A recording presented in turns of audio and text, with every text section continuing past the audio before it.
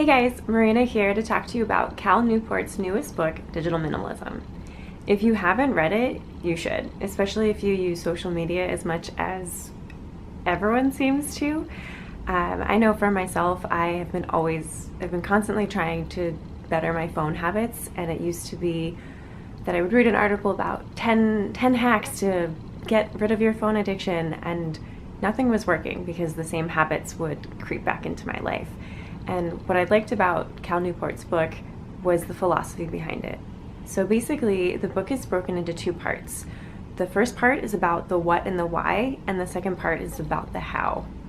So for me, what I got out of the book was mostly from the first part, because I wanted to understand what this addiction was, because the kind of technology is an addiction. There are companies out there dedicated to kind of getting your dopamine levels in your brain to spike when you see notifications and you get positive reinforcement from your activities.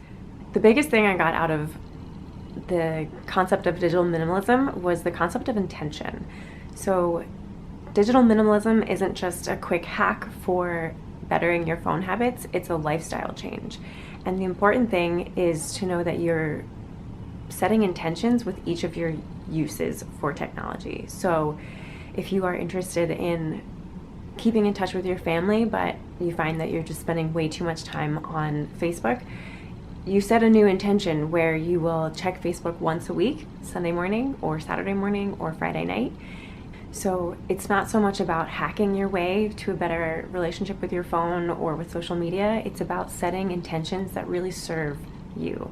So for me, I spend way too much time on social media and to feel connected to my friends, and something I wanted to do was be more present.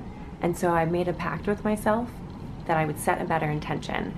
And thanks to this book and a better understanding of how I use my phone and why I use my phone, I've been able to set it aside and not feel that urge to check to see if anyone's texted me, or that urge to refresh my Instagram to see if anyone's commented on pictures. I spend time with the people I'm with, or if I'm thinking of friends who are from afar, instead of texting them or messaging them on a social media app, I call them, or I set up a phone time where we can FaceTime. And it's made a big difference, so I can still feel connected to my friends and family without spending so much time passively scrolling. Another important thing to think about with digital minimalism is, do all the sources of social media and technology you use serve you? Just because something is seemingly easier doesn't mean it's helping you. So if you like to read at night, and so you open your computer and you start reading articles, that's not going to serve you if you end up down a BuzzFeed hole or watching YouTube videos until 2 o'clock in the morning. If you want to be able to read at night, you can download books to a Kindle or read a physical book. That's a way to replace the habit you're trying to eliminate. And I think that's another big takeaway, is the replacement. So you set your intentions, and then whatever habit you're trying to break, you replace it with a new habit.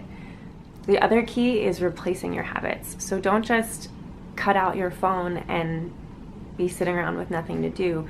Take up a new hobby, start working out, training for a marathon, or teach yourself something else you want to learn. Maybe it's woodworking, maybe it's going to all the restaurants in your city that serve Thai food and ranking them. There are so many things to do, and the important part of becoming a digital minimalist is taking yourself away from social media, away from the internet, away from technology, and reinserting yourself into the actual physical world.